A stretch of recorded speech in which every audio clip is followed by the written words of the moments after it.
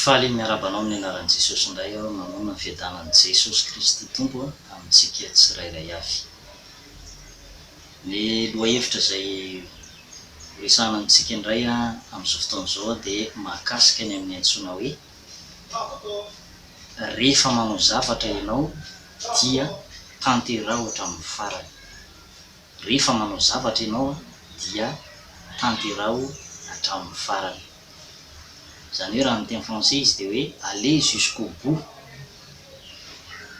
Dia atao amin'ny baiboly satria izay moa no resantsika mijery référence atao amin'ny baiboly tsika ny amin'ny tantaran'ireo olona izay nanana herim-po sy hafanam-po nanao zavatra hatramin'ny farany. Ary mba hiraritsika ihany koa izay mba ho eo amin'ny fiainantsika ihany koa satria nahita fombiazana ireny olona izay nandeha hatramin'ny farany ireny natanteraka sy navita ny asany hatramin'ny farany ireny.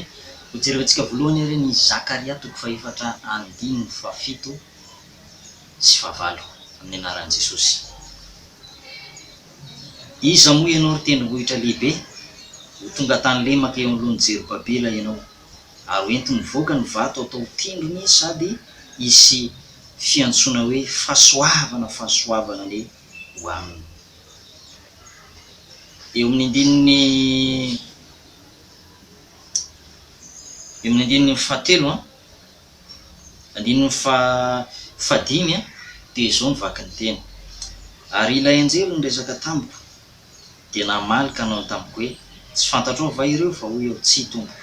Dia namaly izy ka nanao tamiko hoe izao ny tenin'i Jehovah amin'ny Jerobabela, tsy amikerina hampahatanjana fa mifanaiko hoy Jehovah tompony maro. Andininy fahasivy. Ny tanan'i Jerobabela no nanao ny fanorenany ity trano ity, ary ny tanany koa no hamitazy. Ka dia ho fantatrao fa Jehovah tompony maro no nanirakahy ho aminao. Mario le teny hoe ny tanan'i Jerobabela no hamitazy. Zany hoe ity lehilahy antsoina hoe Jerobabela ity dia anamboatra trano izy io. Sarotsarotra nefa vao tonga any amin'ilay tanjona tiany hotratrarina satria tendrombohitra lehibe mihitsy. Matoa izy miteny hoe iza moa ianao ry tendrombohitra lehibe, ho tonga tany lemaka eo alohan'i Jerobabela ianao. Zany hoe tendrombohitra lehibe io zany dia mbola tsy maintsy angalana traksa na reny tena caterpillar lehibe ireny zany dia trongisina dia atao aplat zany io tany io tsy mora nefa ny manao an'izay resahana zany ka mora fa rehefa tena hatrehana zany tsy mora, asa be zany. So nefa le zoto-po sy herin-tsaina ary fanan'Andriamanitra tao anatiny, izay ry havana amin'ny mazava-dehibe ny manana ny fanan'Andriamanitra. Rehefa ianao manana ny fanan'Andriamanitra dia misy fanantenana miboiboika ao anatinao fa ho vitanao io zavatra ataonao io. Rehefa ianao ry havana manana ny fanahy masin'Andriamanitra dia taria amin'ny fanahy masin'Andriamanitra ho amin'ny marina rehetra ianao mandra-pahatonga anao any amin'ilay tanjona tianao hotratrarina. Zany hoe misy mihitsy zany hery tsy hita maso manampy anao. Eto dia lazainy eto hoe tsy amikerina hampahatanjahana, tsy amin'ny tanjaka na dia teo zany fahazotoan'i Jerobabela dia tsy tamin'ny resaka tanjaka sy heriny ihany ny havitany an'izy fa mila ny herin'ny fanahy masina izy, mila ny fiarahana amin'Andriamanitra, mila mivavaka. Ny Amerikanina vao maraina dia manao an'ireny karazana méditation ireny mifandray amin'Andriamaniny. Dia lehibe moa le Andriamanitra izay lazaina fa le Andriamanitra petita, le hakely zany ny resahana amin'izay Andriamanitra be lehibe izay, fa le Andriamanitra tokana sady marina moa dia granta. Dia izao teo anatrehan'izany rehetrarehetra zany nefa nitojo na hoe nitozo hatramin'ny farany ity Jerobabela ity. Zany hoe ny tanan'i Jerobabela ozy izy no hanao ny fanorenany ity trano ity ary amitazy, vitainy hatramin'ny farany mihitsy zany zavatra izay natao. Mino koa fa ianao dia vitainao hatramin'ny farany projet izay ataonao io, vitainao hatramin'ny farany fianarana na io revona nofinofy zay ao anatinao io hoe anao dokotera ve sa anao mpitsara ve sa anao ingénieur ve sa mety ihany koa mety hoe mpandraharaha ianao, businessman tsy haiko izao na de businessman aza mandeha fa marinina fa aza mandeha amin'ny zavatra maizimaizina fa Andriamanitra dia tsy mitoetra ho an'ny maizina fa ho an'ny mazava. Dia izao vita ohatra amin'ny farany le izy. Za rehefana tamin'izao fanoratena niditra ho pasteur izao tamin'ny voalohany dia tena hoe be dia be ny nafana tany am-boalohany, iaraka taminay zany nafana tany am-boalohany fa rehefa avy eo nefa nisy nitsana tsikelikely. Dia za zany nandinika tsara hoe za zany ianao an'ity asa mampasteur ity tsy maintsy mipetraka sy nihevitra tsara aloha satria ny herintaona ny vita ihany fa ny manarak'izay manahoana io tsy vita ny fihetseham-po fotsiny ary zay le havana mazava-dehibe an'le hoe antson'Andriamanitra. Ny antson'Andriamanitra dia misy toerana banga no any izay amarininy ilay intson'Andriamanitra anao dia mipetraka eo ianao ary io asanao io dia tsy vita nizaniza fa ianao no andrasana hamita n'io asa io hiasa eo amin'ny toerana io handray io andraikitra io. Dia mipofoky teo amin'ny antson'Andriamanitra teo amiko moa zay satria misy teny any amin'ny soratra masina ataovy tanteraka hozy izy ny porofo ny fanomponao. Dia no amarinina koa le antson'Andriamanitra sao dia tsy nantson'Andriamanitra ary za ty. Ina moa zavatra tiako hatongavana?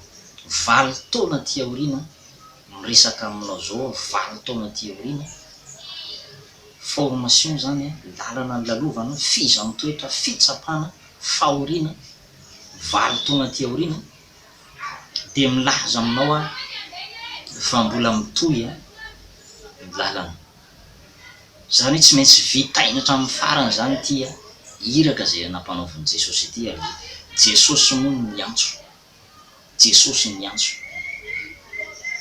Zay le hoe rehefa ny antso izy dia tsy maintsy vitaina ny iraka. Any amin'ny miaramila dia misy ny atao hoe exécution d'abord dia ny revendication amin'izay après. Zany exécution aloha zay aloha zany tena zava-dehibe fanatanterahana ny baiko sy ny iraka tsy maintsy vitaina hatramin'ny farany. Ka mazava be exécution zany eto na ny fanatanterahana an'ilay iraka nampanaovin'Andriamanitra ny Jerobabela dia izao vitaina hatramin'ny farany le izy mba manana koa zany toe-tsaina zany mamita zavatra hatramin'ny farany. Ao amin'ny Jaona 4:4 ndraitsika izao zay mahita ny zavatra nataon'i Jesosy tsika. Jaona 4:4 dia ny andininy fa 4:30 zao mivatany tena ny anaran'i Jesosy Kristy. Hoy Jesosy taminy: ny aniko dia manao ny sitrapon'ny ray, sitrapon'izay naniraka sy ny mahavita ny asany. Ny aniko dia manao ny sitrapon'izay naniraka sy ny mahavita ny asany. Zany hoe Jesosy zany dia nahavita ny asan'Andriamanitra zay nampanaovina azy. Modely ho antsika Jesosy, izy ny modely faratampo. Vita ny iraka nampanaovin'Andriamanitra ary ny teny mihitsy izy teo ambony amin'ny fijaliana teny manan-danja, anisan'ny teny anankifito manan-danja zay nolazain'i Jesosy teo ambony amin'ny fijaliana dia hoe vita.